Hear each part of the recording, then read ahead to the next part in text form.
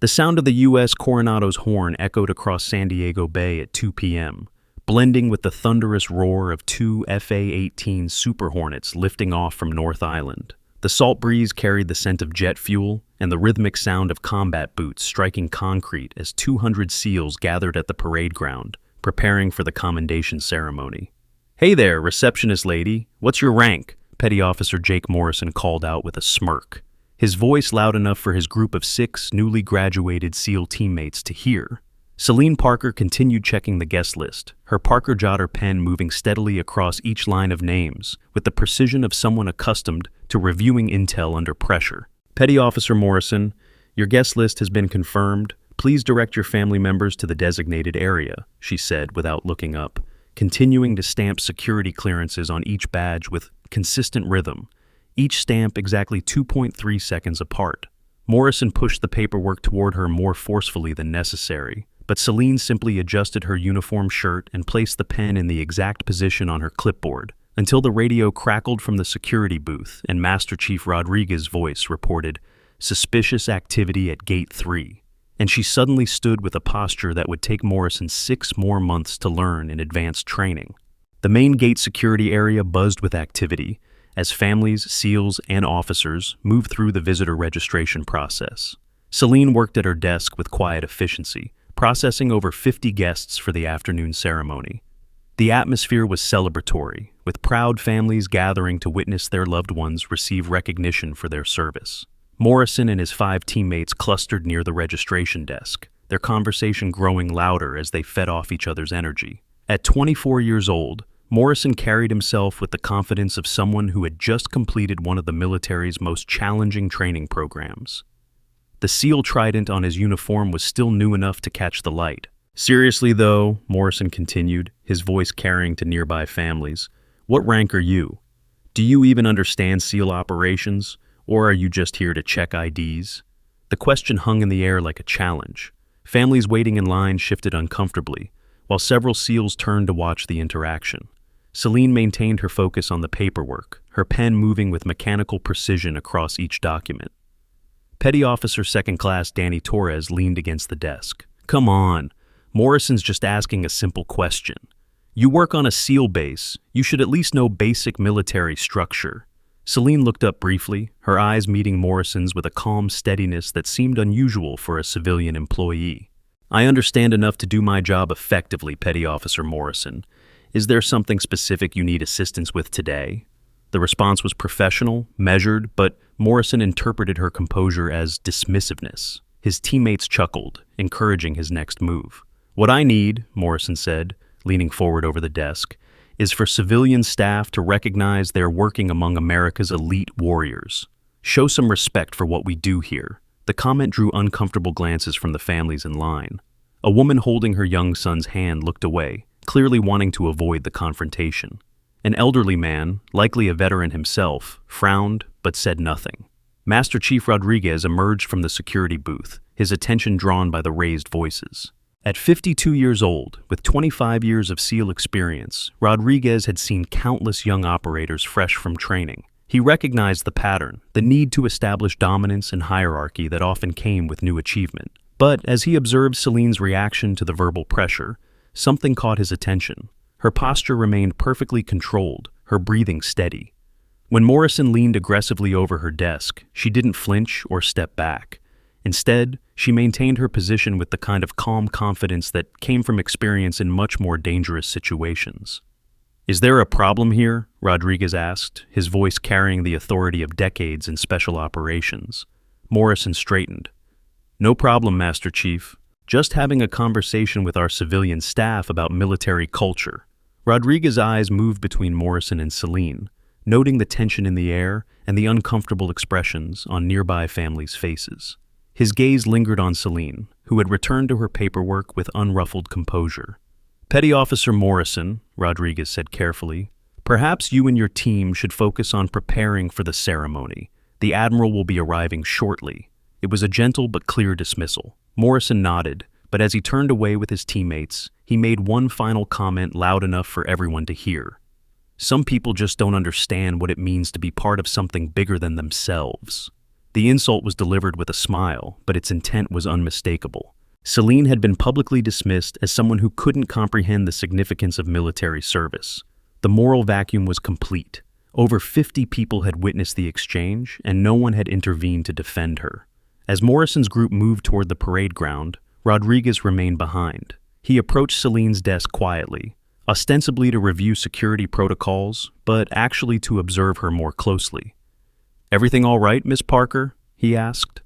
Celine looked up from her work, and Rodriguez noticed something in her eyes. There was no hurt, no anger at the public humiliation she'd just endured. Instead, there was a kind of patient endurance that he recognized from his own experiences in hostile territory. "Everything's fine, Master Chief," she replied. "Just another day at the office."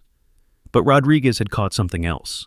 When she'd stood in response to his radio call about suspicious activity, her movement had been automatic, practiced, the kind of reaction that came from years of training, not civilian employment. A challenge coin slipped from Celine's clipboard as she organized the remaining paperwork. It hit the ground with a metallic ring that seemed unusually loud in the sudden quiet. Morrison's teammate Torres glanced back at the sound, but thought nothing of it. Just another piece of military memorabilia that base employees sometimes carried.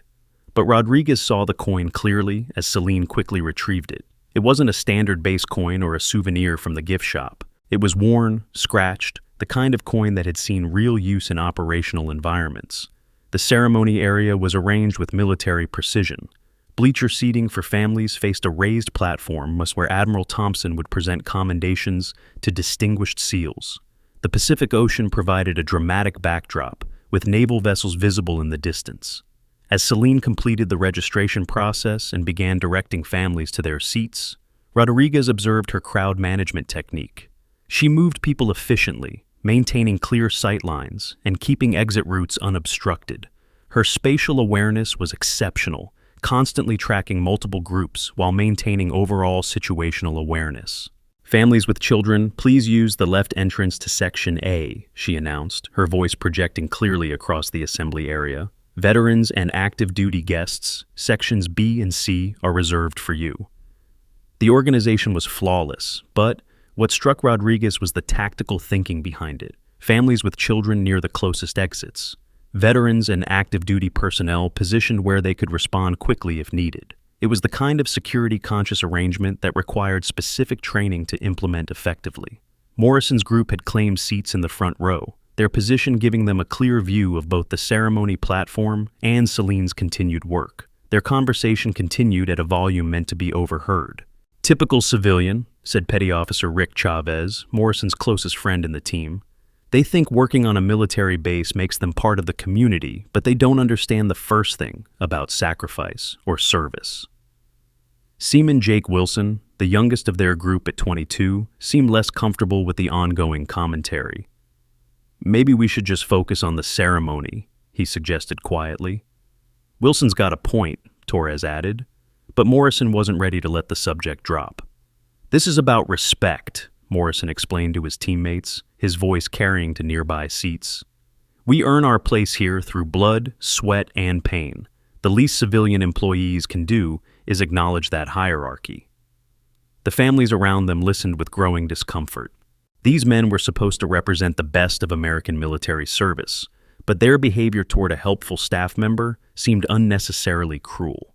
Celine continued her work, seemingly oblivious to the ongoing commentary. She checked security badges, directed late arrivals to appropriate seating, and coordinated with base security to ensure the ceremony would proceed smoothly. Her performance was professional and efficient, betraying no sign that the earlier confrontation had affected her. But Rodriguez noticed small details that others missed. When she moved between different sections of the ceremony area, she automatically checked sight lines and potential cover positions. When a maintenance vehicle approached the perimeter, her attention shifted to track its movement until she confirmed it was authorized personnel. These weren't conscious actions. They were automatic responses, muscle memory, built through years of training in environments where situational awareness meant survival. The radio on Rodriguez's belt crackled to life. "Security to Master Chief Rodriguez. We've got a communication test starting in 5 minutes. All posts need to respond to radio checks." "Copy that," Rodriguez replied, then looked at Celine. "Miss Parker, We'll need you to monitor civilian communications during the test. Can you handle the coordination?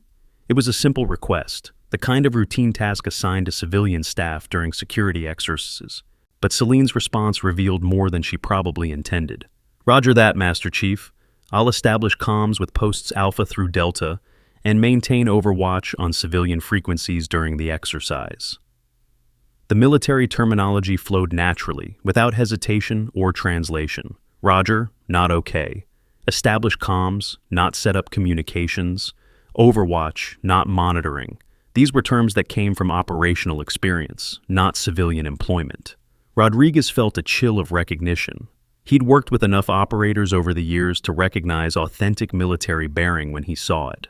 Celine Parker wasn't just a civilian employee who'd picked up military language from her work environment. She was someone with real training, real experience, working in a position far below her apparent qualifications. The radio test began promptly at 2:15 p.m. Security posts around the base responded to calls in sequence, confirming communications readiness for the ceremony. Celine coordinated the civilian frequency with professional competence, her radio protocol flawless. Post Alpha, this is Base Comm, radio yo check, over. Base Comm, Post Alpha 5x5, over. Post Alpha Base Comm, good copy, stand by for exercise traffic. Her voice was clear, authoritative, using proper military communication procedures without any hesitation. She managed 6 different frequency channels simultaneously, maintaining awareness of both security traffic and civilian coordination requirements. Morrison's group was close enough to hear her radio work, and their conversation faltered as they listened to her professional performance. "Holy cow," Wilson whispered. "She sounds like she's done this before." "Civilians can learn radio procedures," Morrison replied, but his voice lacked its earlier confidence. "It's not that complicated." But Torres looked thoughtful. He'd been responsible for communications during several training exercises, and he recognized the subtle competence in Celine's radio work. She wasn't just following a script. She was adapting to real-time changes, prioritizing traffic, and maintaining situational awareness across multiple channels simultaneously. The exercise concluded after 15 minutes, with all posts confirming readiness for the ceremony. Celine secured the radio equipment and returned to her administrative duties. But Rodriguez continued watching her with growing interest. Admiral Thompson arrived at 2:30 p.m., his staff car pulling up to the ceremony area with military precision. As the base's commanding officer, Thompson commanded immediate respect from everyone present. SEALs came to attention, families stood respectfully, and the ceremony atmosphere became more formal. But Rodriguez noticed something others missed. When Admiral Thompson stepped out of his vehicle, Celine's posture shifted automatically. Her shoulders straightened, her chin lifted, her weight distributed evenly on both feet. It was parade rest, executed perfectly without conscious thought. The muscle memory was unmistakable. Civilians didn't stand that way. Not ever. That level of automatic response to senior military presence came from years of drilling the same reaction until it became instinctive. Rodriguez made a decision. He approached Celine as she completed final preparations for the ceremony.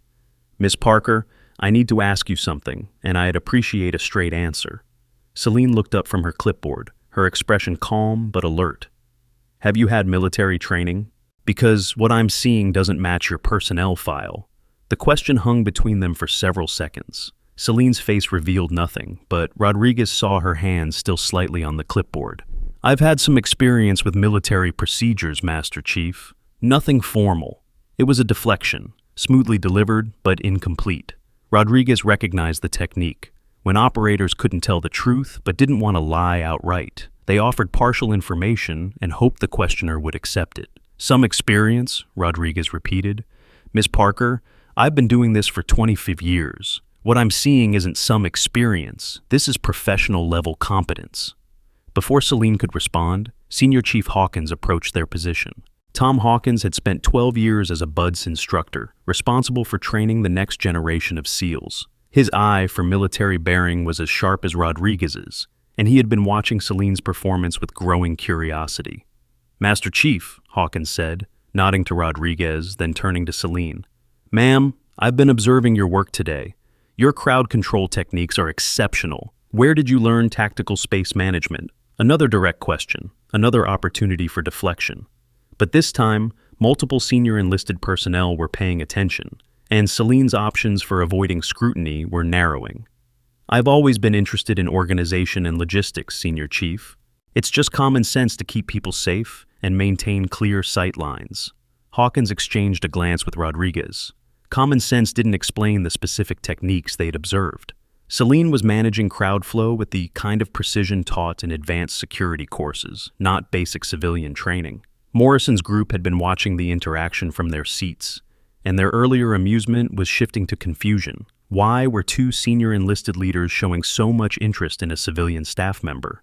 Maybe she's more than she seems, Wilson suggested quietly. Please, Morrison replied, but his voice lacked conviction. She's a receptionist. Don't overthink it. But Torres was studying Celine more carefully now, noting details he'd missed during their earlier confrontation. The way she moved with economic efficiency, her automatic scanning of the environment, the calm way she'd handled their verbal pressure without becoming defensive or upset. The ceremony began at 3 p.m. sharp, with Admiral Thompson taking the podium to address the assembled crowd.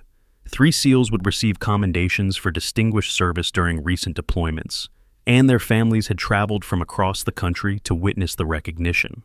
As the Admiral spoke about service, sacrifice, and the SEAL commitment to protecting American interests worldwide, Celine continued working at the perimeter of the ceremony area. She monitored security frequencies, tracked late arrivals, and maintained overall situational awareness. But Rodriguez and Hawkins continued their observation, noting how she positioned herself with clear sightlines to the ceremony platform, while maintaining easy access to communication equipment and emergency protocols. Ladies and gentlemen, Admiral Thompson announced, today we recognize 3 exceptional warriors whose actions in the field exemplify the SEAL commitment to mission accomplishment and team welfare. The first recipient was Petty Officer First Class Maria Santos, who had coordinated medical evacuation under fire during a mission in East Africa. As she stepped forward to receive her Navy Achievement Medal, the crowd applauded enthusiastically. Morrison's group joined the applause, their earlier entertainment forgotten in the face of genuine heroism. These were their peers, their brothers and sisters in arms, being recognized for the kind of courage and competence they all aspired to demonstrate. The second recipient was Chief Petty Officer James Wright, who had led a successful hostage rescue operation in Southeast Asia. His Navy Commendation Medal represented not just individual heroism, but the kind of team leadership that saved lives and completed impossible missions. As Wright's citation was read, describing his tactical decision-making under extreme pressure, Rodriguez noticed Celine's posture change. She was listening intently, her professional demeanor shifting to something more personal. For the first time since he'd been observing her, she showed genuine emotion. The third recipient was Master Chief Sarah Coleman, a 20-year SEAL veteran who had recently completed her final deployment. Her Silver Star represented a career of exceptional service, including operations that remained classified but had significantly contributed to national security. As Coleman stepped forward to receive her decoration, the entire assembly rose in respectful recognition. But Rodriguez noticed that Celine's response was different from the civilian guests around her. She came to attention automatically, her bearing shifting to formal military posture without conscious thought. Admiral Thompson completed the individual presentations and addressed the broader themes of SEAL service. His words about sacrifice, commitment, and the warrior ethos resonated with everyone present, but Rodriguez could see they carried special meaning for Celine. The SEAL community, Thompson concluded, represents the finest traditions of naval service. These men and women volunteer for the most dangerous missions, accepting risks that most people cannot imagine because they believe in something larger than themselves. The ceremony concluded with the playing of the Navy hymn, and Rodriguez watched as Celine stood at perfect attention throughout the entire performance. Her bearing was flawless, her emotional control complete, but he could see tears forming at the corners of her eyes. As the crowd began dispersing and families gathered to congratulate the honorees, Morrison's group approached the ceremony platform. Their earlier antagonism towards Celine seemed forgotten in the aftermath of the formal recognition ceremony. "That was incredible," Wilson said, his voice filled with genuine admiration. "To think we might be part of something like that someday." "We will be," Morrison replied with renewed determination. "We'll earn our place through service and sacrifice, just like they did." But Torres was looking back towards Celine, who was efficiently managing the post-ceremony crowd flow while maintaining her professional composure. "You know," Torres said thoughtfully, "I've been thinking about what happened earlier. Maybe we judged her too quickly." Morrison followed his gaze to where Celine was directing families toward the parking area with the same tactical precision she'd shown throughout the day. "She's just doing her job," Morrison said, but his voice carried less certainty than before. The crowd had largely dispersed by 4 p.m., leaving only ceremony participants and base personnel to complete post-event protocols. Rodriguez approached Celine as she secured her equipment and prepared to close the registration area. "Miss Parker, I'd like to continue our conversation from earlier. Do you have a few minutes?" Celine looked around the nearly empty ceremony area, confirming that her immediate responsibilities were complete. "Of course, Master Chief. What can I help you with?" Rodriguez gestured toward a quiet area away from the remaining activity. "I want to understand who you really are. What I've observed today doesn't match someone with civilian background." They walked in silence for several steps before Rodriguez continued. "Your radio procedures are flawless. Your crowd management shows tactical training. Your bearing in the presence of senior officers is automatic military protocol. These aren't skills you develop working at a registration desk." Celine stopped walking and turned to face him directly. For the first time, Rodriguez saw past her careful professional mask to something deeper underneath. "Master Chief, some questions are better left unasked. Some answers are better left unspoken." It was neither confirmation nor denial, but Rodriguez heard something in her voice that made him reconsider his approach. There was pain there, carefully controlled but unmistakable. Whatever Celine's background included, it carried weight she wasn't ready to share. "I understand," Rodriguez said gently, "but I want you to know that if you ever need support, if you ever need someone who understands the military community, I'm available." Celine's expression softened slightly. "Thank you, Master Chief. I appreciate that more than you know." As they returned to the main area, Senior Chief Hawkins intercepted them with news that would change everything. "Master Chief, we've got a situation developing. Security reports suspicious activity at multiple perimeter points. This might not be a drill." Rodriguez's expression became immediately serious. "What's the assessment?" "Unknown vehicles conducting surveillance near gates 2 and 4. Personnel on foot near the north fence line. Could be nothing, but given today's ceremony and the presence of Admiral Thompson, we're treating it as a potential threat." The shift in atmosphere was immediate. What had been a peaceful post-ceremony environment suddenly became a potential crisis situation. Rodriguez began coordinating with base security, but he was surprised when Celine stepped forward. "Master Chief, recommend establishing overwatch positions on buildings 8 and 15. Those locations provide optimal sight lines for potential secondary breach points." Both Rodriguez and Hawkins turned to stare at her. The tactical assessment was accurate, but it required knowledge of base layout and security protocols that civilian employees weren't supposed to possess. "How do you know about secondary breach points?" Hawkins asked. Before Celine could answer, Rodriguez's radio erupted with urgent traffic. "All security personnel, we have confirmed hostile activity at Gate 3. Multiple subjects with suspicious packages. This is not a drill. Repeat, this is not a drill." The sound of gunshots echoed across the base, distant but unmistakable. The few remaining ceremony guests looked around in confusion and growing panic. Were they hearing training ammunition, or was there a real threat developing? Morrison's group was still in the ceremony area when the radio traffic began. Their training kicked in automatically, but they found themselves looking to senior leadership for guidance.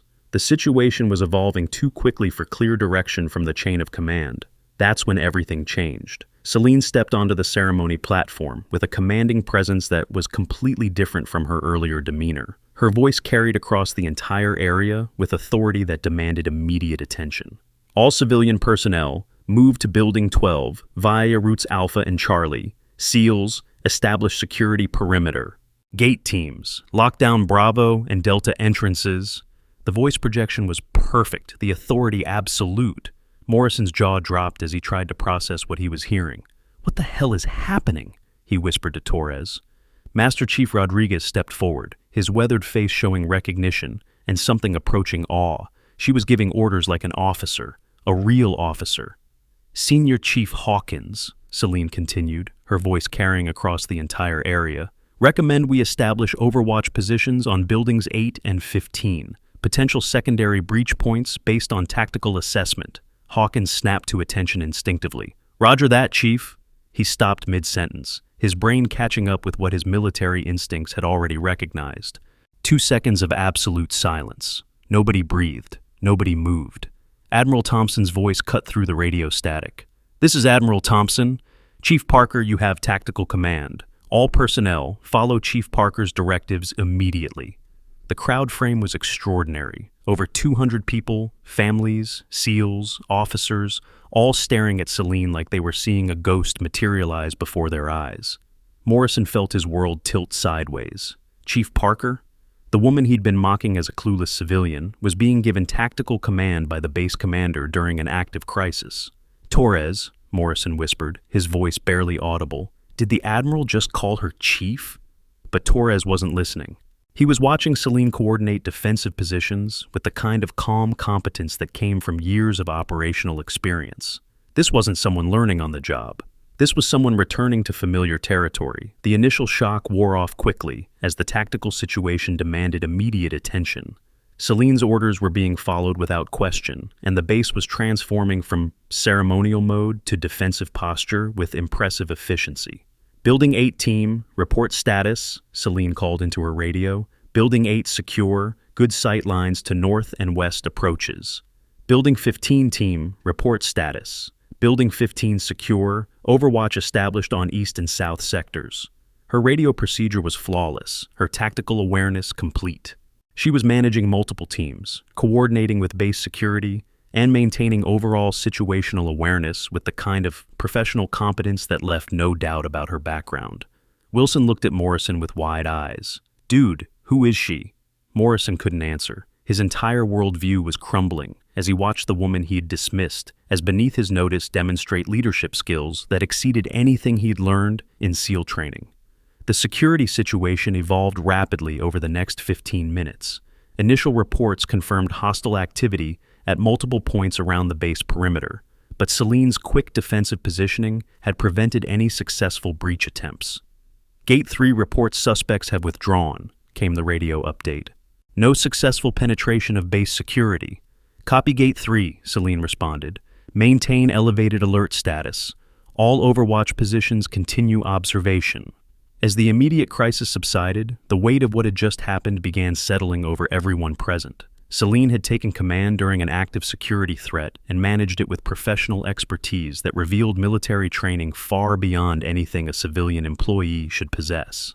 Rodriguez approached Celine as she coordinated the transition back to normal security status. His expression was serious but respectful. "Chief Parker," he said, using the title Admiral Thompson had employed. "That was textbook crisis management. Where did you learn tactical coordination?"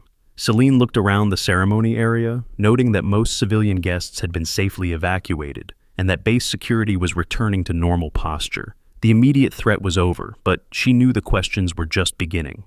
"Master Chief," she said quietly, "some backgrounds are complicated." It was still a deflection, but Rodriguez heard something different in her voice now. The careful professional distance was cracking, revealing exhaustion and something that might have been relief. "Whatever your background includes," Rodriguez said, "what you just did saved lives. The Admiral recognized your competence and gave you command authority during a crisis. That doesn't happen by accident." Hawkins joined them, his expression showing the same mixture of respect and curiosity that Rodriguez felt. "Ma'am," Hawkins said formally, "I've seen a lot of operators over the years. What you demonstrated today was elite-level tactical thinking, the kind that comes from operational experience." Celine was quiet for a long moment, looking out over the base that had just been secured through her coordination efforts. When she spoke, her voice carried years of carefully controlled emotion. "Senior Chief, there are some doors that once you walk through them, you can never really walk back. Some experiences that change who you are forever." It wasn't a complete answer, but it was more than she'd revealed to anyone since starting work at the base. Rodriguez and Hawkins exchanged glances, both recognizing the weight behind her words.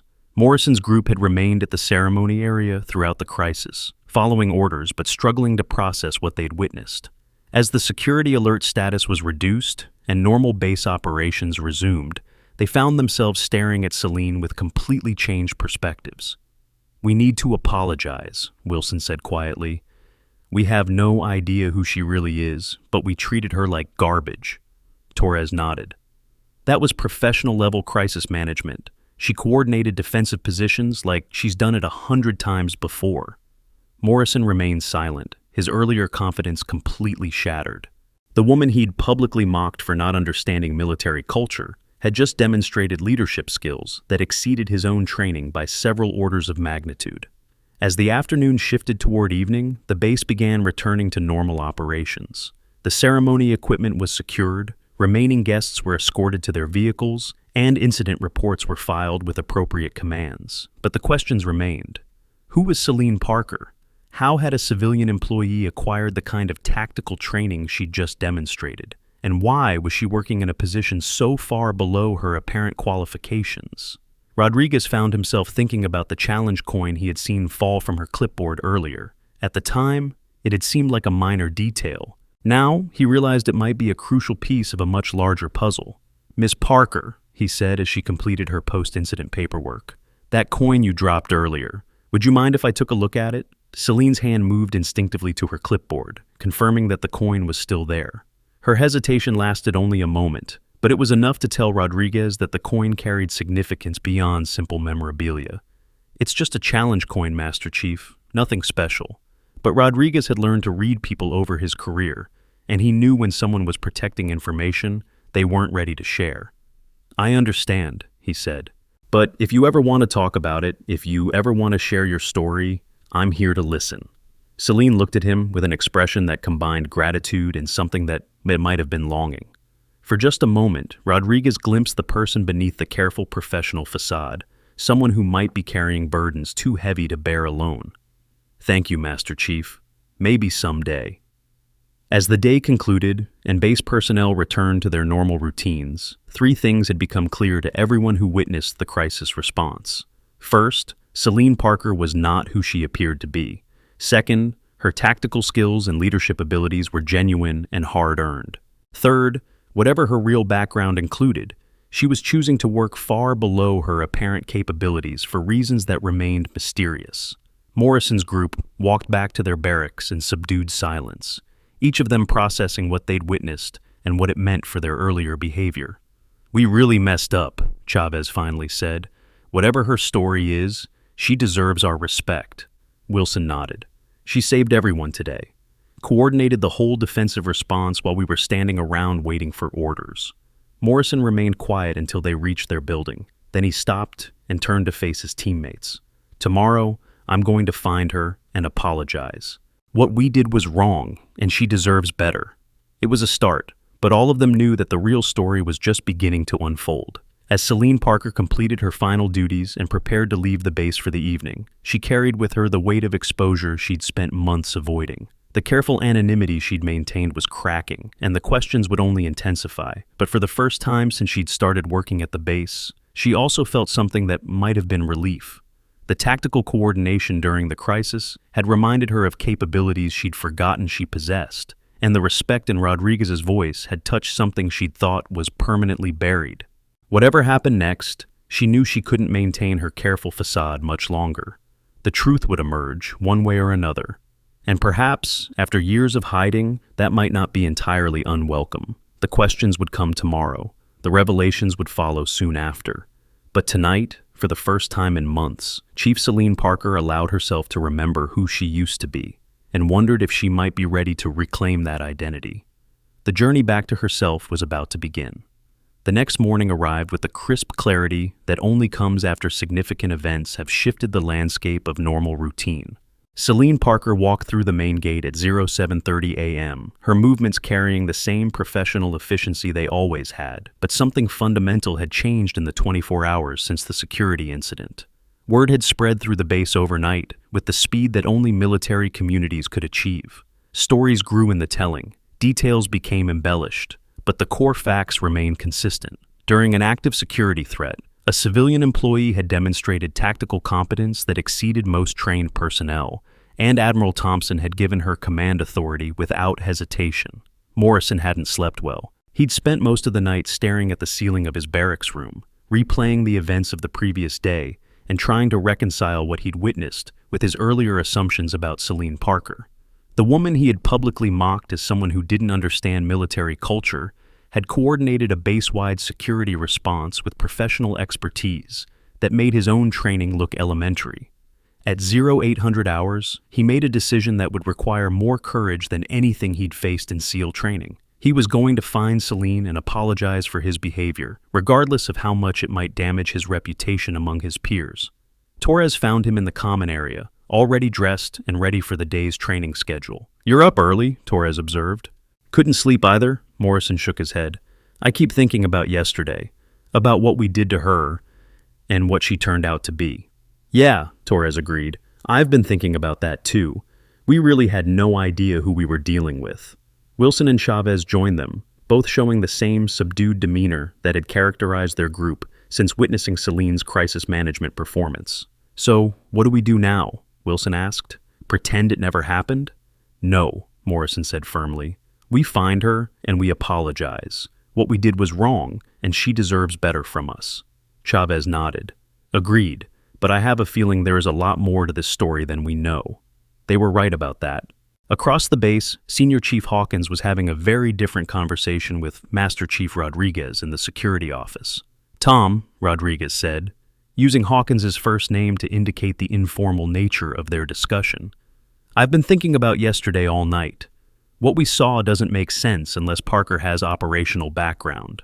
Hawkins leaned back in his chair, his expression thoughtful. "The tactical assessment she provided was graduate-level stuff. Building 8 and 15 for Overwatch positions, that's not common knowledge. That requires understanding of base layout, sight lines, and defensive positioning that takes years to develop." "And her radio procedures," Rodriguez continued. "Perfect military communication protocol. No hesitation, no uncertainty. She managed 6 different frequency channels simultaneously, like she'd been doing it for decades." They sat in comfortable silence for a moment, both veteran operators trying to piece together a puzzle with too many missing pieces. "There's something else," Rodriguez said finally. "That challenge coin she dropped yesterday. I only got a quick look, but it wasn't standard base memorabilia. It was worn, scratched, the kind of coin that comes from operational experience." Hawkins sat forward. "What kind of operational experience? Navy, Army, Marines?" "That's what I intend to find out," Rodriguez replied. "But carefully. If she's keeping her background secret, there might be good reasons for that." Meanwhile, in the base administrative offices, Captain Sandra Williams was conducting her own investigation. As the personnel officer responsible for civilian employee records, she had access to background information that might shed light on Celine Parker's mysterious competence. Williams pulled up Parker's file on her secure computer terminal and began reviewing the documentation with new attention to detail. The basic facts were straightforward. Celine Parker, age 32, hired 8 months ago as administrative support staff. Previous employment listed as various administrative positions with references that checked out but provided minimal detail. But Williams noticed something she'd missed during the initial hiring process. The references were all from organizations that provided legitimate but vague employment histories, the kind of references that someone with classified background might use to establish civilian employment without revealing operational details. She picked up her secure phone and began making calls.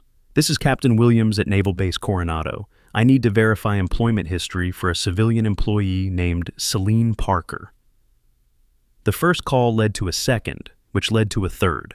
Each conversation was polite but unproductive, with references providing confirmation of employment without any substantive details about job responsibilities or performance. Williams had seen this pattern before. It was the kind of employment history that intelligence community personnel often constructed when transitioning to civilian life. Legitimate but deliberately vague, designed to pass background checks without revealing classified service. She made one more call, this time to a contact at Naval Special Warfare Command, who specialized in personnel transitions. "Sarah, this is Sandra Williams at Coronado. I need a favor. Can you run a discreet inquiry on someone who might have intelligence community background?" "Send me what you have," came the reply. "But Sandra, if she's got IC background and she's working under civilian cover, there might be reasons for that we should respect." "I understand. But yesterday she demonstrated tactical competence during a base security incident that suggests operational training. Admiral Thompson gave her command authority, and she performed flawlessly." That changes things. Send me her information, and I'll see what I can find." Williams transmitted Celine's basic information through secure channels and settled back to wait for results. Something told her that the answers, when they came, would explain a great deal about the previous day's events. At 0900 hours, Celine arrived at her normal duty station at the visitor registration desk. The morning routine felt surreal after the previous day's crisis, but she approached her work with the same professional demeanor she'd maintained for 8 months. The first indication that everything had changed came when Master Chief Rodriguez approached her desk with an expression that combined respect and curiosity. "Good morning, Miss Parker. I hope you slept well after yesterday's excitement." "Good morning, Master Chief. I slept fine, thank you." Rodriguez studied her face, looking for signs of stress or residual adrenaline from the crisis management experience. What he saw was the same calm competence she'd always displayed, but now he recognized it for what it was. Not civilian professionalism, but operational discipline. "Miss Parker, I'd like to continue our conversation from yesterday, when you have time." Celine looked up from her paperwork, meeting his eyes directly. "Master Chief, I appreciate your interest, but some conversations are better left for appropriate times and places." It was a gentle deflection, but Rodriguez heard the underlying message. If they were going to discuss her background, it needed to happen in a secure environment away from casual observation. "I understand completely. Perhaps we could arrange a more private discussion later today." That would be acceptable. Their exchange was interrupted by the approach of Morrison's group, all 4 SEALs walking with the subdued demeanor of people preparing to acknowledge serious mistakes.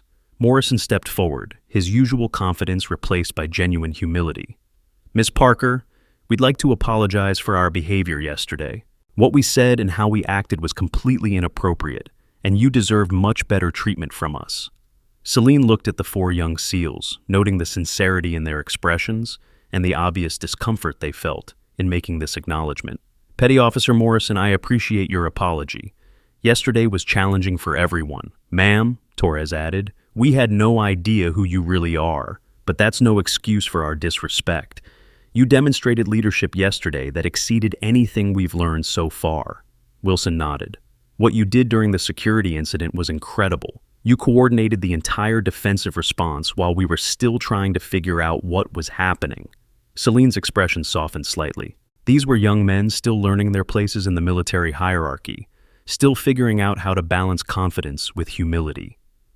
"Gentlemen, military service teaches us many lessons. One of the most important is that competence comes in many forms, and wisdom often means recognizing when we don't know everything about a situation." Chavez stepped forward. "Ma'am, if it's appropriate, we'd like to learn from you. Whatever your background includes, you have experience that could help us become better SEALs." It was a remarkable reversal from the previous day's arrogance, and Celine recognized the genuine desire for improvement in their request. "I appreciate that, Petty Officer Chavez. Perhaps we can arrange some informal discussions about leadership and tactical thinking." The apology concluded with mutual respect restored, but all parties knew that larger questions remained unanswered. Morrison's group returned to their training schedule, but they carried with them a new understanding of their own limitations and the importance of treating everyone with professional courtesy. At 10:30 a.m., Captain Williams received the call she'd been waiting for from Naval Special Warfare Command. "Sandra, this is Sarah. About your inquiry on Celine Parker. I can't give you details over the phone, but I strongly recommend you treat this as a classified matter and coordinate with base intelligence immediately." Williams felt her pulse accelerate. "Sarah, what exactly are we dealing with here?" "Someone with background that goes way above both our clearance levels. I'm sending someone to brief you in person. This afternoon, your office and Sandra, keep this completely compartmentalized until the briefing." The call ended, leaving Williams staring at her phone and trying to process the implications. Celine Parker wasn't just someone with military background. She was someone with classified service at levels that required special handling.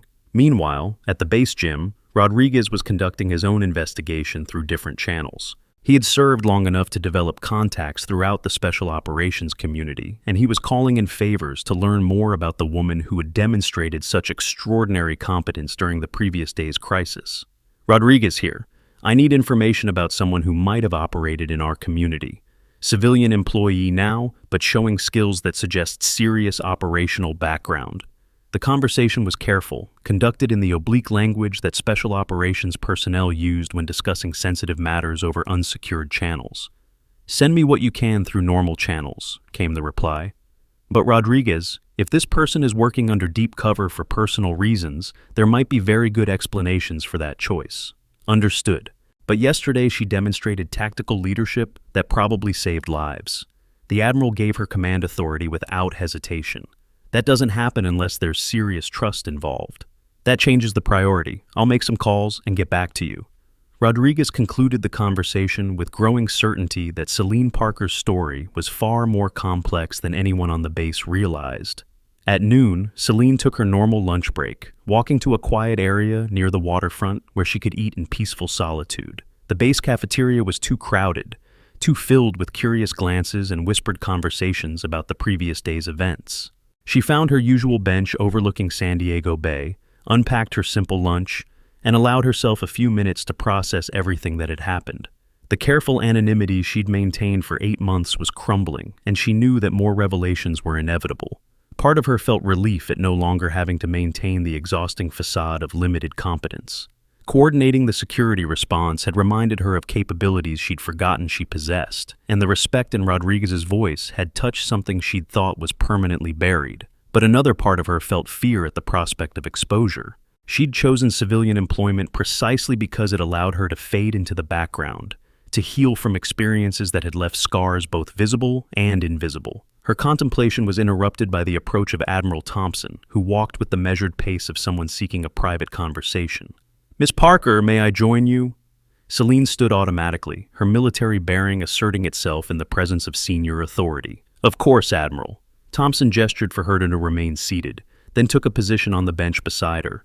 For several moments, they sat in comfortable silence, watching naval vessels move through the bay. "Yesterday was interesting," Thompson said finally. "Yes, sir, it was. I gave you command authority during an active security situation, and you performed flawlessly. That kind of trust doesn't come from nowhere." Celine remained quiet, knowing that Thompson was leading to something important. "Miss Parker, I've been in the Navy for 30 years. I've worked with the best operators our military produces, and I recognize competence when I see it. What you demonstrated yesterday was elite-level tactical thinking." He turned to look at her directly. "I also know when someone is working far below their actual capabilities, and I understand that sometimes there are very good reasons for that choice." Celine met his eyes, seeing understanding rather than curiosity. "Admiral, some transitions are more complicated than others. I imagine they are.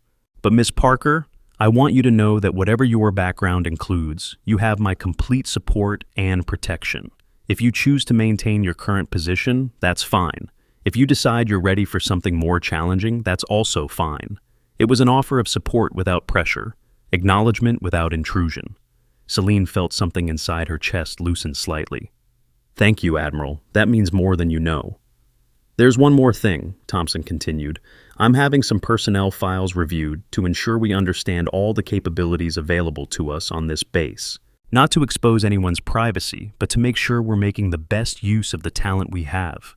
It was a gentle warning that formal investigation was coming, but framed in terms of opportunity rather than threat. "I understand, sir." Thompson stood to leave, then paused. "Miss Parker, heroes come in many forms. Sometimes they wear medals and ribbons. Sometimes they work quietly in positions that don't reflect their true value. Both kinds of service matter." After he left, Celine sat alone with her thoughts, watching the endless movement of water in the bay and trying to decide what she wanted her future to look like. At 1300 hours, Agent Rebecca Collins arrived at Captain Williams's office for the promised briefing. Collins carried credentials from Naval Criminal Investigative Service, and an expression that suggested the information she was about to share was both significant and sensitive. "Captain Williams, thank you for requesting this briefing through appropriate channels. What I'm about to tell you is classified, and the information cannot be shared outside of operational necessity." Williams nodded, understanding the gravity of what she was about to learn.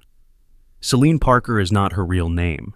It's an identity established for her protection following the conclusion of highly classified service with multiple intelligence agencies. Her actual background includes operations at classification levels that I cannot detail, but her tactical competence yesterday was consistent with elite special operations training. Williams felt her understanding of the previous day's events shift completely. Agent Collins, are you telling me we have an undercover intelligence operative working as administrative staff? I'm telling you that we have someone who chose civilian employment following service that left her requiring extended recovery time. Her choice to work in a low-profile position was therapeutic, not operational. But yesterday she demonstrated command capabilities that exceeded most of our trained personnel. Collins nodded.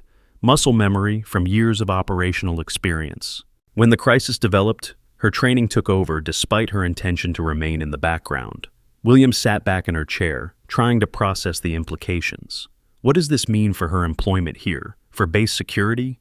It means, Collins replied, that you have someone on your staff whose capabilities far exceed her job description, and who has been working below her qualifications for personal healing reasons, rather than any deceptive intent. Should we be concerned about operational security? Captain Williams, the woman you know as Celine Parker has clearances that exceed yours and mine combined. Base security is not a concern. Her well-being, however, should be a priority. The briefing concluded with Williams understanding that she was responsible for protecting someone whose service record remained largely classified, but whose value to the base community had been demonstrated beyond question. At 1500 hours, Rodriguez finally received the return call he'd been waiting for from his special operations contacts. Rodriguez, what I'm about to tell you doesn't leave your office. The person you are asking about has operational background with the Naval Special Warfare Development Group.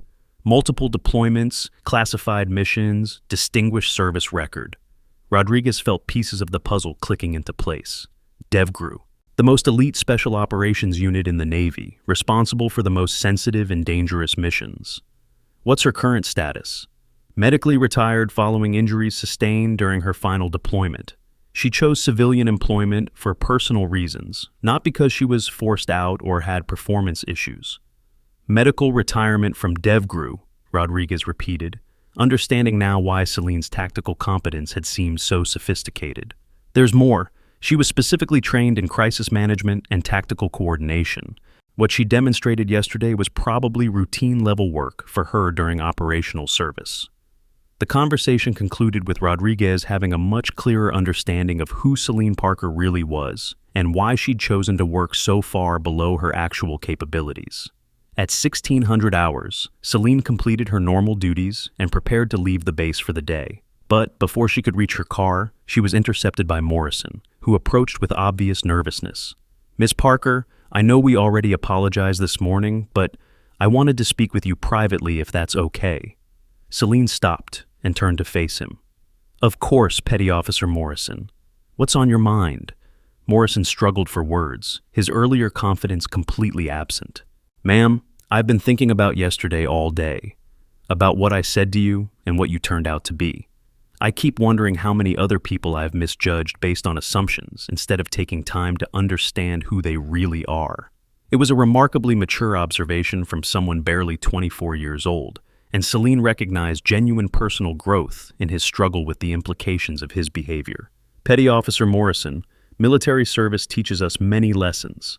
One of the most valuable is learning to recognize our own limitations and prejudices.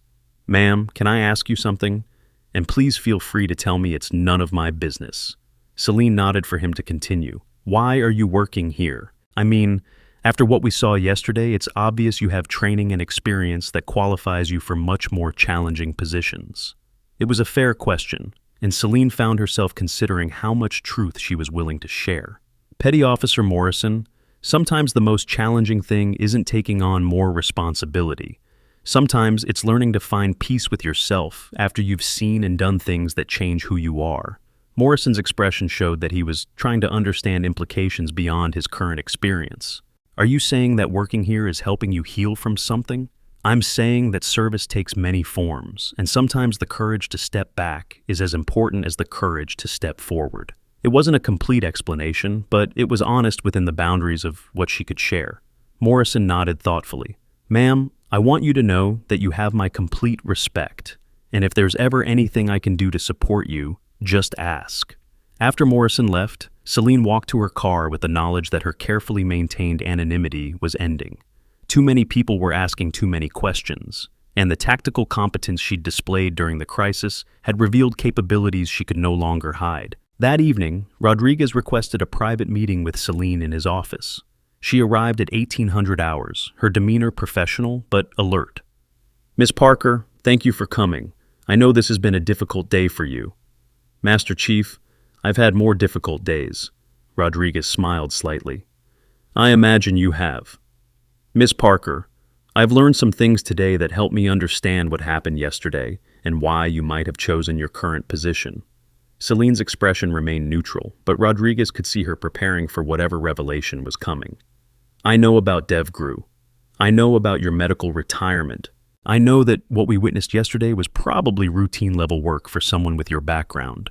For the first time since he'd known her, Celine's professional composure cracked slightly, not from distress, but from relief that someone finally understood the weight she'd been carrying. "Master Chief, that part of my life is over. I chose this position because I needed something simple, something that didn't require me to be responsible for life and death decisions."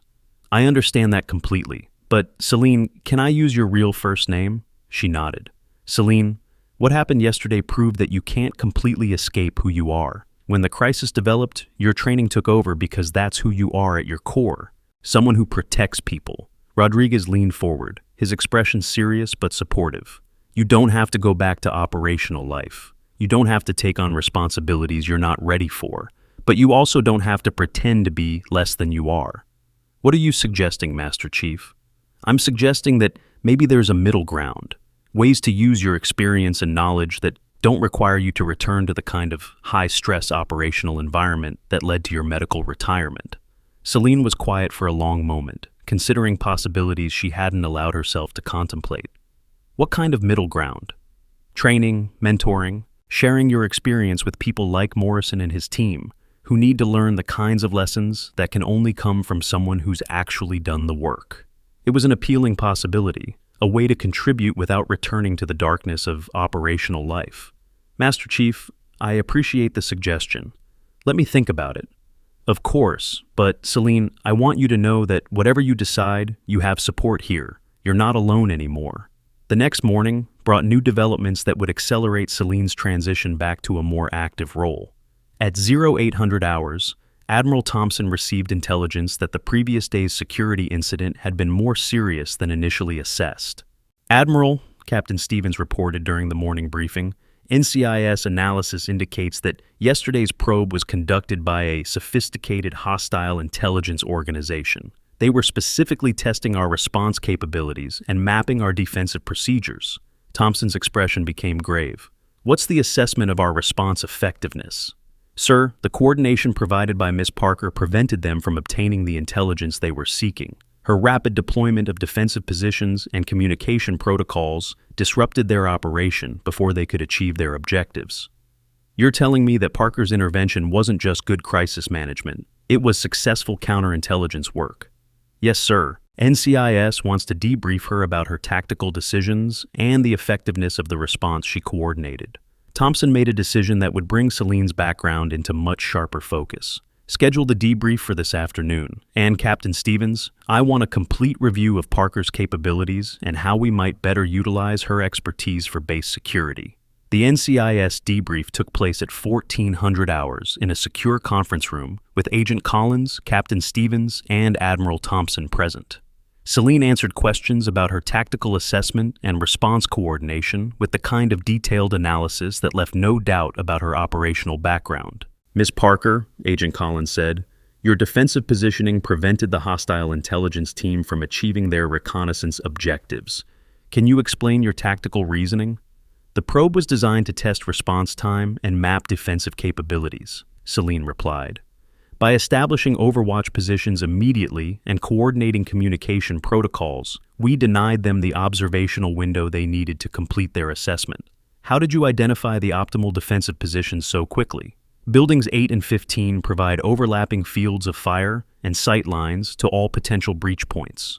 Standard defensive positioning for a facility with this layout and mission profile." Admiral Thompson leaned forward. "Miss Parker, this level of tactical analysis suggests advanced training in facility security and counterintelligence operations." Celine met his eyes directly. "Yes, sir, it does. The simple confirmation carried the weight of acknowledgement. She was no longer hiding her capabilities or deflecting questions about her background. "Admiral," Agent Collins interjected, "given Miss Parker's demonstrated expertise and the current threat assessment, NCIS recommends that she be offered a formal position in base security operations." Thompson nodded. "Miss Parker, would you be interested in transitioning to a role that better utilizes your actual qualifications?" It was the question Celine had been avoiding for 8 months, but yesterday's events had made the answer inevitable. "Admiral, I'd be honored to contribute to base security in whatever capacity you think appropriate." "Excellent. Captain Stevens will work with you to develop a position description that matches your capabilities without requiring you to return to operational deployment status." As the meeting concluded, Celine realized that her careful retreat from active service was ending, not because she was being forced back into operational life, but because she was ready to contribute at a level that matched her abilities while maintaining the stability she needed for continued healing. The news of Celine's transition spread through the base community with the same speed that had characterized the initial speculation about her background. But now the conversations were different, focused on respect and curiosity rather than mockery and assumptions. Morrison's group sought her out the next day during their lunch break, approaching with the kind of respectful attention they might show to a senior instructor. "Chief Parker," Morrison said, using the title that had emerged from Admiral Thompson's acknowledgement of her background, "we heard about your new position with base security. Congratulations." "Thank you, Petty Officer Morrison. I'm looking forward to the opportunity to contribute more effectively." Torres stepped forward. "Chief, you mentioned the possibility of informal discussions about leadership and tactical thinking. Is that offer still open?"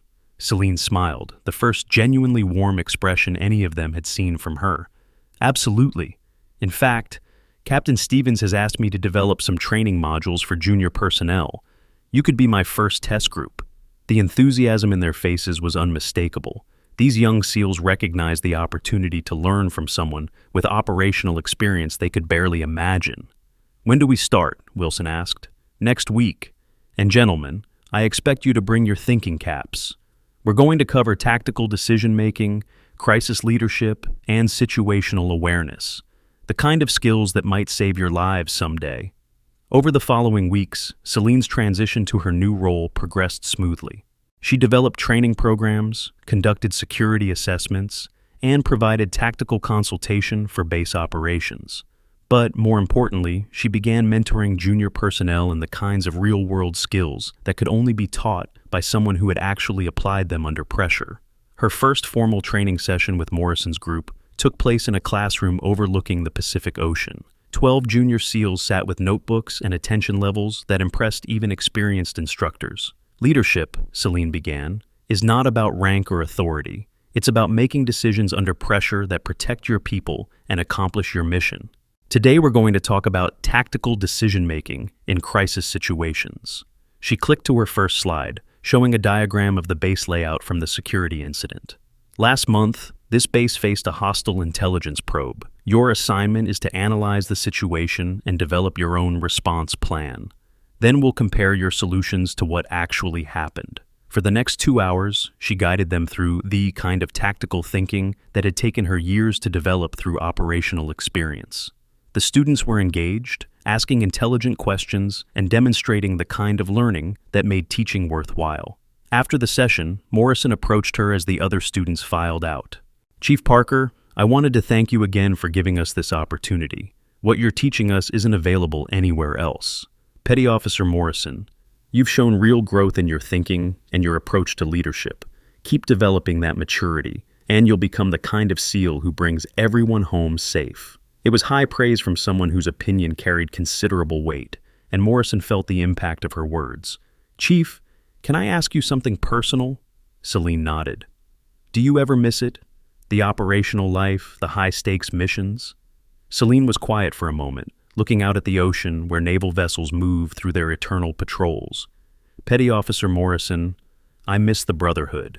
I miss the sense of purpose that comes from knowing your work matters. But I don't miss the weight of decisions that determine who lives and who dies." She turned back to him. "What I've found here is a different kind of purpose. Teaching you and others like you means that my experience, everything I went through, has value beyond just the missions I completed. It means I can help the next generation be better prepared than I was." Morrison nodded, understanding something about service that went beyond individual achievement. "That's a pretty amazing legacy, Chief." "We'll see, Petty Officer Morrison. We'll see." 3 months after the security incident, Admiral Thompson held a base-wide assembly to recognize personnel who had demonstrated exceptional performance. The ceremony took place on the same parade ground where Celine had first revealed her tactical competence. "Ladies and gentlemen," Thompson announced, "today we recognize individuals whose service exemplifies the Navy's core values of honor, courage, and commitment." He proceeded through several standard commendations for junior personnel who had excelled in their duties, but everyone knew the real focus of the ceremony was coming. "Chief Petty Officer Celine Parker," Thompson continued, using the title that had been formally restored to reflect her actual service record, served with distinction in multiple classified operations over 8 years of active duty. Following medical retirement, she chose to continue serving in a civilian capacity, demonstrating that dedication to the Navy community extends beyond uniform status. The assembled personnel listened with respectful attention as Thompson described Celine's transition and her contributions to base security and training programs. During a recent security incident, Chief Parker demonstrated tactical leadership that protected this installation and its personnel. Her rapid assessment and coordination of defensive measures prevented hostile intelligence gathering and maintained operational security. Thompson paused, looking directly at Celine, who stood at attention in the front row. But more importantly, Chief Parker has chosen to share her experience and expertise with the next generation of naval personnel, ensuring that the lessons learned through operational service continue to benefit our community. The Admiral stepped forward with a formal certificate and a challenge coin specially minted for the occasion. "Chief Parker, on behalf of Naval Base Coronado and the United States Navy, thank you for your continued service and your commitment to developing the leaders who will protect our nation in the years to come." As Thompson presented the recognition, the assembled personnel erupted in sustained applause. But what made the moment special wasn't the formal ceremony. It was the sight of Morrison and his teammates, along with dozens of other junior personnel, applauding someone who had chosen to invest in their development and share the hard-won wisdom of operational experience. Celine accepted the recognition with the same calm professionalism she brought to everything she did, but those who knew her could see the emotional impact of being acknowledged not just for past service, but for current contributions to the military community. After the ceremony, Master Chief Rodriguez approached her with a broad smile. "Chief Parker, how does it feel to be officially recognized for who you really are?" Celine looked around the ceremony area, noting the respectful attention of junior personnel who had learned to see her as a mentor and resource rather than just administrative staff. "Master Chief, it feels like coming home, not to the past, but to a future where everything I went through has purpose and meaning." "That's about the best outcome anyone could ask for," Rodriguez replied. As the ceremony concluded and personnel returned to their normal duties, Celine reflected on the journey that had brought her to this point. 8 months ago, she had arrived at Naval Base Coronado seeking anonymity and healing. She had found both, but she had also discovered something unexpected.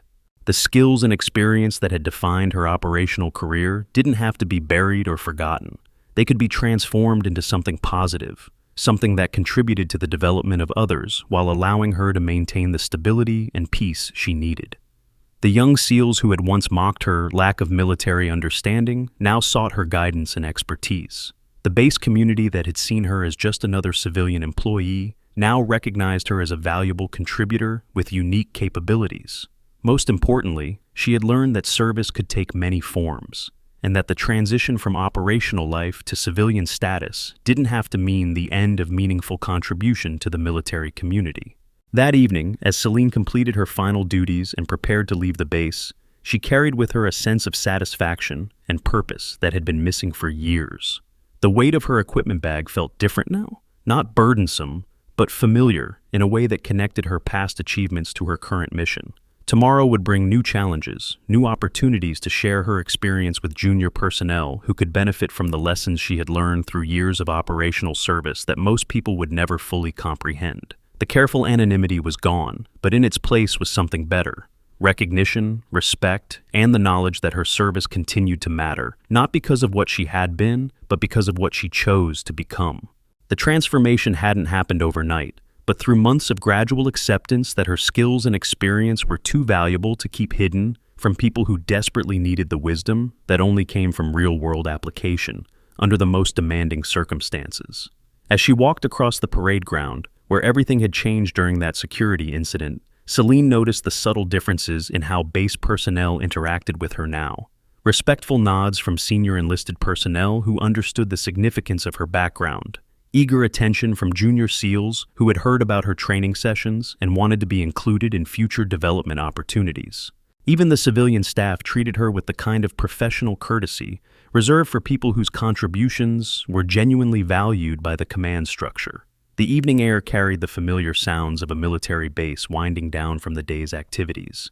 Equipment being secured, vehicles returning from training exercises, personnel completing the endless cycle of preparation and maintenance that kept military units ready for whatever missions might emerge. But now, those sounds carried different meaning for Celine. They represented a community she was fully part of again, not as an observer hiding her capabilities, but as a contributing member whose experience enhanced the overall readiness and effectiveness of the unit. Her reflection was interrupted by voices coming from the direction of the training facilities, where Morrison's group was apparently conducting an evening equipment check. Their conversation was animated but focused, the kind of professional discussion that indicated they were taking their responsibilities seriously and applying the lessons they had learned in recent training sessions. The tactical coordination Chief Parker taught us makes so much more sense now that we've practiced it in realistic scenarios, Torres was saying to his teammates. When she explained sightlines and communication protocols, it seemed theoretical, but after running those exercises, I can see how it would actually work under pressure. Wilson nodded enthusiastically. What impressed me most was how she connected individual skills to team effectiveness. Most instructors focus on either personal competence or group tactics, but she showed us how they have to work together to achieve mission success. Chavez added his perspective with the thoughtfulness that had characterized his development over recent months. The thing that really got to me was when she talked about decision-making under stress. She didn't just give us techniques to memorize. She helped us understand the mindset that lets you stay calm and think clearly when everything is falling apart around you. Morrison's voice carried a tone of respect that would have been unimaginable months earlier when he was mocking Celine's supposed lack of military understanding. You know what's amazing about her teaching style? She never makes you feel stupid for asking questions, even when it's obvious she's operating at a level way beyond anything we've experienced. She remembers what it was like to be learning these skills for the first time. Their conversation continued as they moved their equipment toward the storage areas, but Celine had heard enough to feel a deep sense of satisfaction. These young SEALs were not just learning tactical skills and operational procedures. They were developing the kind of mature thinking and professional approach that would serve them throughout their careers and potentially save lives in future deployments. Morrison found her at her car as she prepared to drive home, approaching with the respectful demeanor that had replaced his earlier arrogance through hard-earned lessons about judgment and assumptions. Chief Parker, I wanted to thank you one more time for everything you've taught us and for showing us what real leadership looks like. Celine smiled, the warm expression that had become more frequent as she grew comfortable with her new role and the relationships she was building with personnel throughout the base community. The healing that had begun with simple anonymity was now continuing through meaningful connection and shared purpose. Petty Officer Morrison, you and your teammates have taught me something too. You've shown me that experience has value when it's shared, and that the best way to honor the past is to invest in the future. Morrison's expression showed the kind of thoughtful consideration that indicated he was processing her words at a deeper level than simple politeness. Chief, I've been thinking about what you said in class last week, about how different people contribute to mission success in different ways. I realized that when I first met you, I was so focused on obvious displays of military bearing that I completely missed the competence you were demonstrating every day. That's a valuable lesson, Petty Officer Morrison.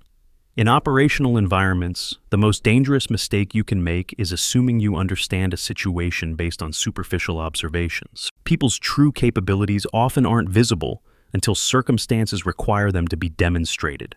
I can see how that would apply to threat assessment and intelligence gathering, Morrison replied. If we misjudge our own people this badly, imagine what we might miss about potential enemies or assets in the field.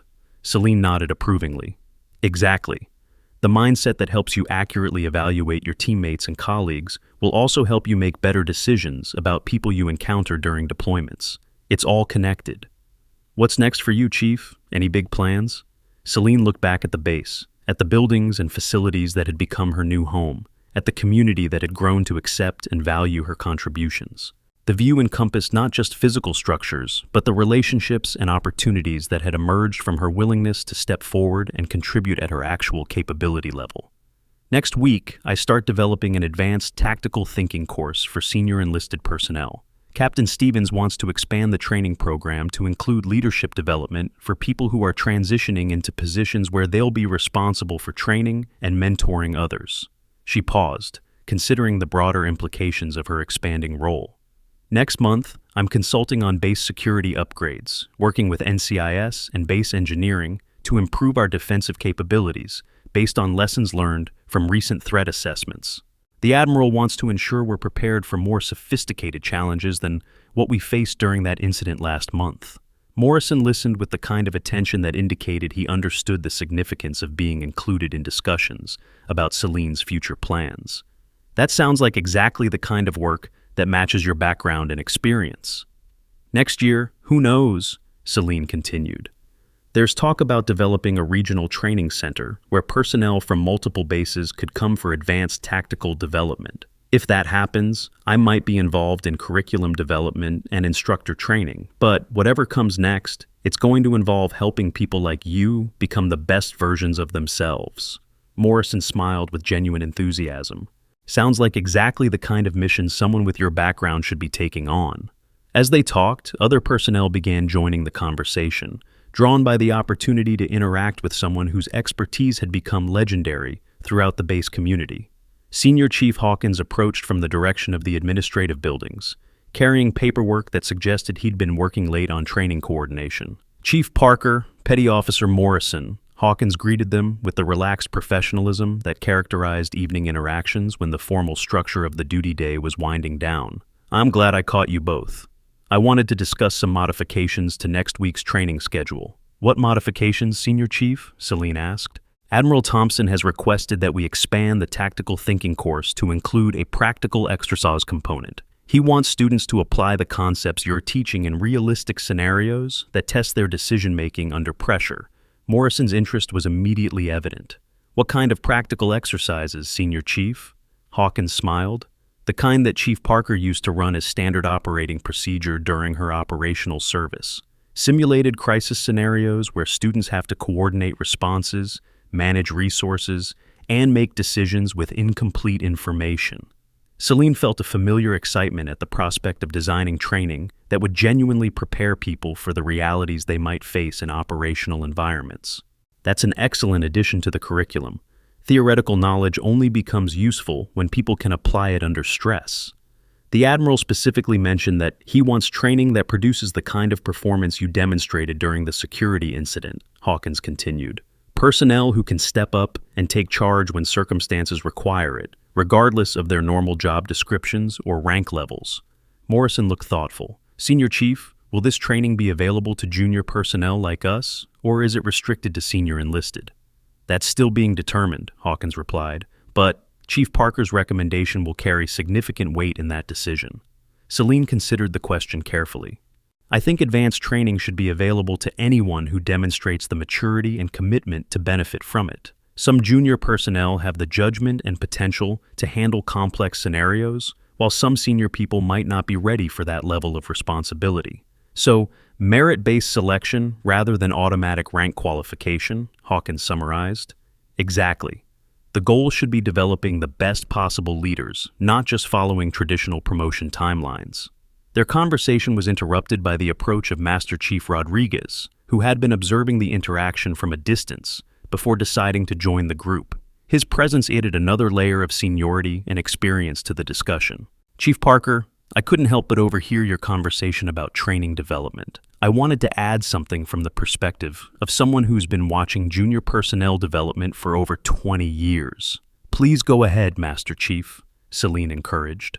What you've accomplished with Morrison's group and the other students in your courses goes beyond just tactical knowledge transfer. You've helped them develop the kind of professional maturity and critical thinking skills that usually take years of experience to acquire. Rodriguez looked directly at Morrison. Petty Officer Morrison, your performance and attitude have improved dramatically since you started training with Chief Parker.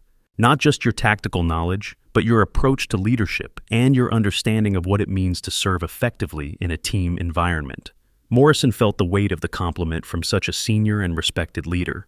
Thank you, Master Chief. Chief Parker has shown us that being a good SEAL isn't just about individual physical capability or technical skills.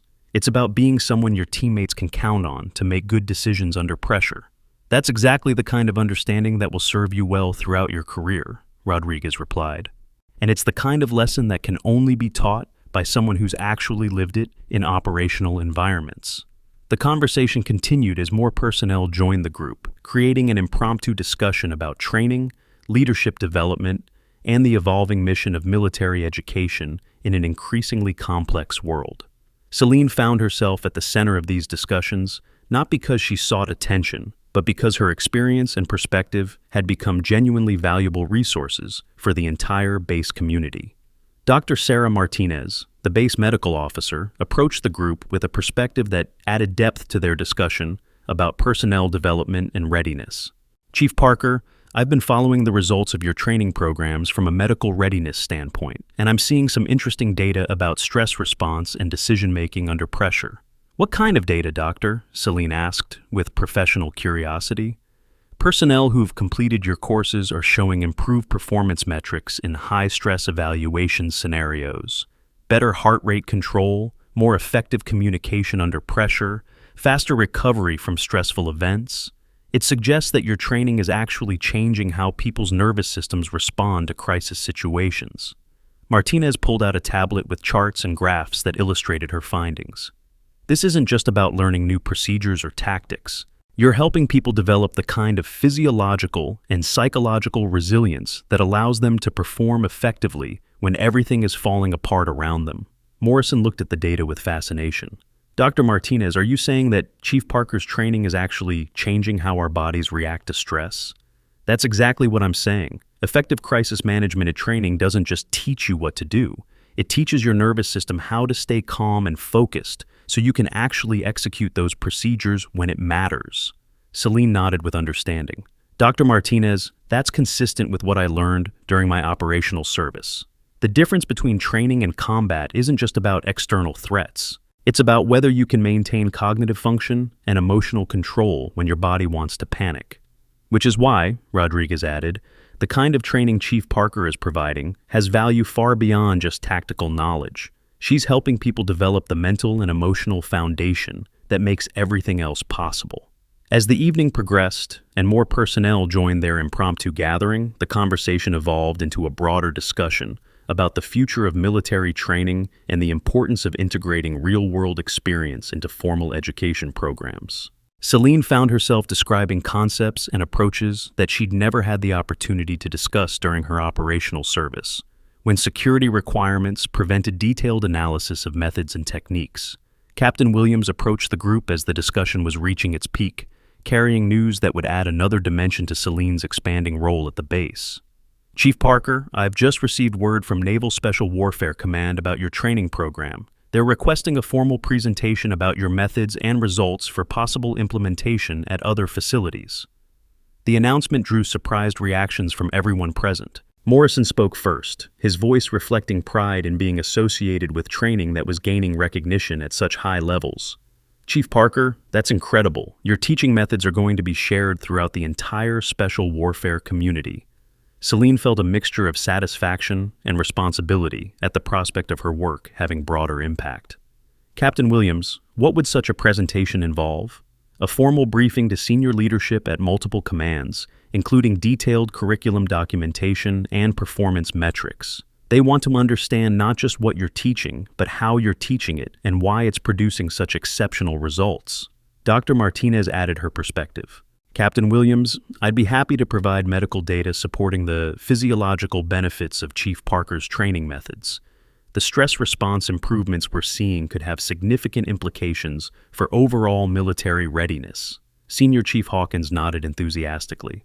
And I can provide operational assessment data showing how the training translates into improved performance during practical exercises and real-world scenarios. As they discussed the logistics and implications of presenting Celine's work to senior leadership, Morrison found himself reflecting on the incredible journey that had brought them all to this point. Months earlier, he had been mocking Celine as someone who didn't understand military culture. Now he was witnessing the recognition of her training methods at the highest levels of naval special warfare. "Chief Parker," Morrison said during a brief pause in the conversation, "I keep thinking about how different things could have been if I'd approached you with respect from the beginning instead of making assumptions based on your job title." Celine smiled, with the kind of understanding that came from years of experience with human nature and organizational dynamics. Petty Officer Morrison, part of effective leadership is learning from mistakes and growing beyond initial judgments. The fact that you can recognize and acknowledge your earlier errors shows exactly the kind of maturity that will make you successful in future leadership positions. But I almost missed the opportunity to learn from someone with your experience because I was too focused on superficial indicators of military status. That's a lesson that will serve you well throughout your career, Rodriguez interjected. The best leaders are those who can recognize competence and value contributions, regardless of rank, title, or formal position. As the evening continued, the gathering evolved into something resembling an informal leadership seminar, with Celine sharing insights and perspectives that emerged naturally from the conversation rather than formal instruction. Her ability to connect individual development to broader organizational effectiveness became evident as she helped each person understand how their personal growth contributed to overall mission success. Torres, who had been listening thoughtfully to the various discussions, raised a question that brought focus to the broader implications of everything they'd been discussing. "Chief Parker, when you think about the future of military training and development, what do you see as the most important changes that need to happen?" Celine considered the question carefully before responding. "I think the most important change is recognizing that effective military training has to address the whole person, not just technical skills or physical capabilities. We need to develop people who can think critically, communicate effectively, adapt to changing circumstances, and maintain emotional stability under extreme pressure." She looked around the group, noting the engaged attention of everyone present. "The threats we face today require more sophisticated responses than purely technical or tactical solutions. We need people who can build relationships, understand complex situations, and make ethical decisions when there are no clear guidelines to follow." Captain Williams nodded approvingly. "That's exactly the kind of comprehensive approach that Naval Special Warfare Command is looking for in their training modernization efforts." "Which brings us back to the importance of what Chief Parker is accomplishing here," Hawkins added. "She's demonstrating that it's possible to train people to be both technically competent and personally resilient, both tactically effective and ethically grounded." As the conversation began winding down and personnel started departing for their evening routines, Morrison approached Celine for a final private exchange. "Chief Parker, I wanted to ask you something that's been on my mind since we started training with you." "Of course, Petty Officer Morrison. What's your question?" "During your operational service, did you ever have experiences like what happened between us initially? Situations where people misjudged your capabilities or treated you differently because of assumptions about your background or role?" Celine was quiet for a moment, considering how much personal information she was comfortable sharing. "Petty Officer Morrison, military culture has traditionally been structured around visible indicators of status and capability. When your actual background doesn't match those indicators, it can create challenging situations. How did you handle those situations during your operational career?" "I learned that the best response to being underestimated is consistent professional performance. Eventually, results speak louder than assumptions. But it can be frustrating and sometimes professionally limiting when people can't see past surface-level indicators." Morrison nodded with understanding.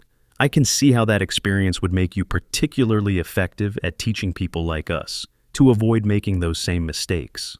Personal experience with being misjudged definitely helps me understand the importance of teaching people to evaluate others based on competence rather than preconceptions." As Celine drove home that evening, she reflected on the unexpected ways that life could change direction. She had come to Naval Base Coronado to hide from her past and heal from experiences that had left deep scars. Instead, she had found a way to transform those experiences into something positive and meaningful. The drive home took her along coastal roads that offered glimpses of the Pacific Ocean, where naval vessels continued their eternal patrols. The sight of those ships reminded her of the broader mission that connected her current work to her past service. Whether operating in classified environments or teaching in open classrooms, the goal remained the same: protecting American interests and developing the people responsible for that protection. Her modest apartment near the base had become a sanctuary where she could process the day's interactions and prepare for tomorrow's challenges. The space was simple but comfortable, decorated with a few carefully chosen items that reflected her journey from operational service to teaching and mentoring. On her desk sat the challenge coin Admiral Thompson had presented during the recognition ceremony, alongside course materials for the advanced tactical thinking program she was developing. The juxtaposition of past achievement and future opportunity captured the essence of her current situation, honoring her previous service while building something new and valuable. The woman who had once operated in the shadows of classified missions was now working in full daylight, sharing her expertise with people who could benefit from her knowledge. The tactical skills that had once been used to eliminate threats were now being used to develop protectors. Her phone buzzed with a text message from Torres. "Chief Parker, thank you for today's conversation. Looking forward to tomorrow's training session. The team is excited about the practical exercise component." Similar messages from other students had become a regular part of her evening routine, each one reinforcing the impact she was having on individual development and unit readiness. The feedback loop between teaching and learning was proving beneficial for everyone involved. It wasn't the future she had planned, but it was better than anything she could have imagined when she first walked through the main gate as an anonymous civilian employee, seeking nothing more than quiet refuge from a past that had demanded everything she had to give. The healing that had begun with simple anonymity was now continuing through meaningful connection and shared purpose, creating a foundation for growth that she had never thought possible during those dark months following her medical retirement. The transformation had been gradual but profound, like watching sunrise slowly illuminate a landscape that had been hidden in shadow. Each day brought new opportunities to discover that her experiences, rather than being burdens to carry alone, could become bridges connecting her hard-earned wisdom to the eager minds of people just beginning their own journeys in service. The pain that had once felt like nothing more than evidence of personal cost was revealing itself as the source of insights that could prevent others from making the same mistakes or falling into the same traps that had once seemed unavoidable. Her students had become more than just recipients of tactical knowledge. They had become participants in a healing process that benefited everyone involved. Teaching Morrison and his teammates to think critically about leadership and decision-making had reminded her why she had chosen military service in the first place.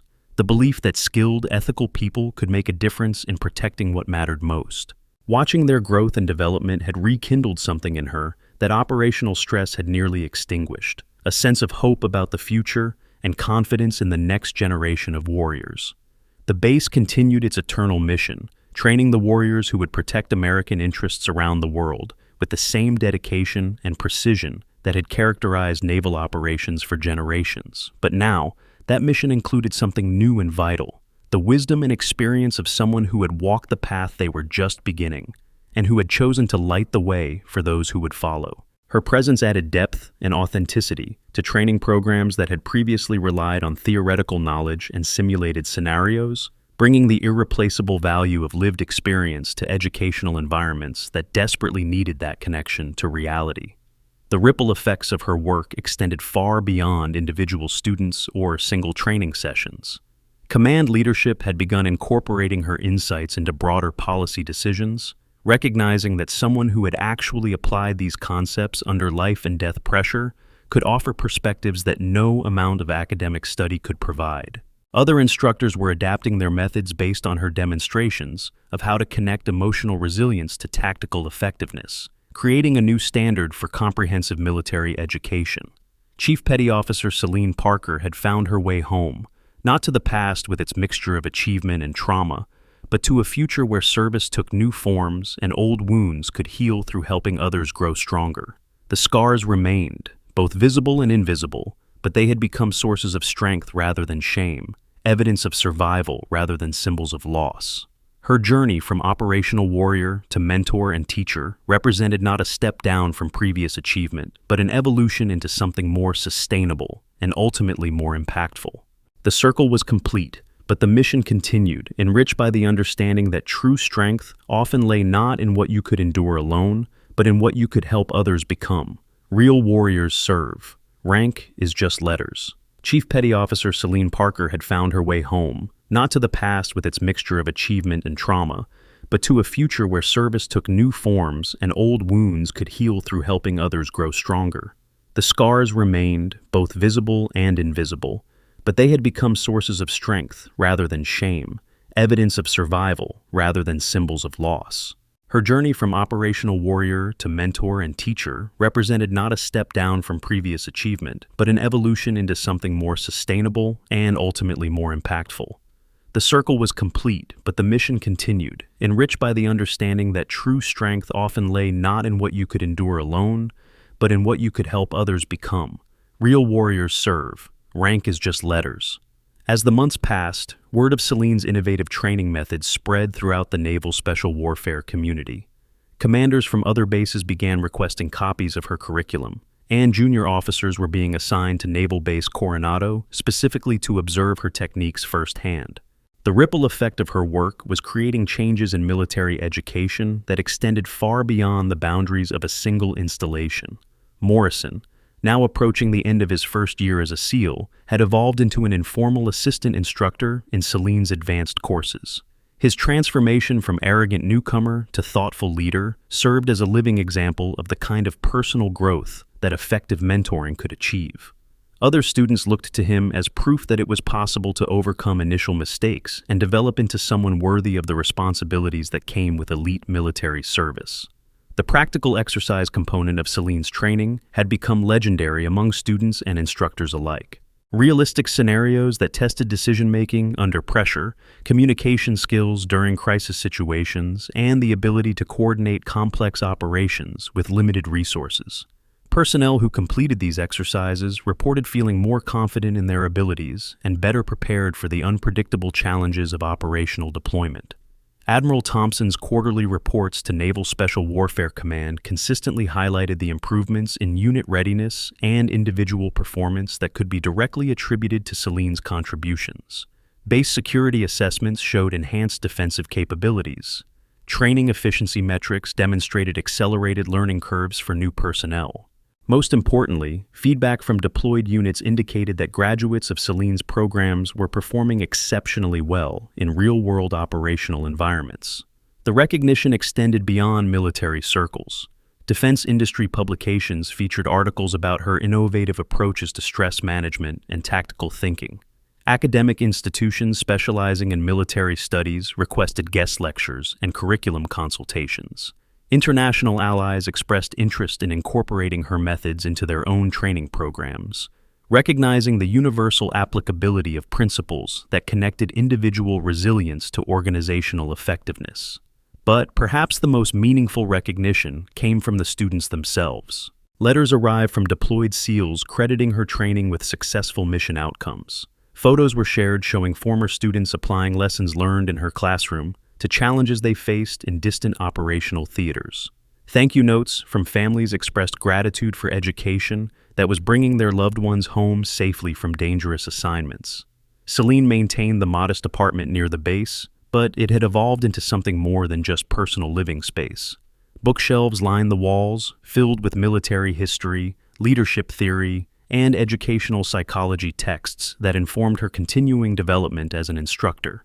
A computer setup allowed her to maintain correspondence with former students and collaborate with other military educators developing similar programs at bases around the world.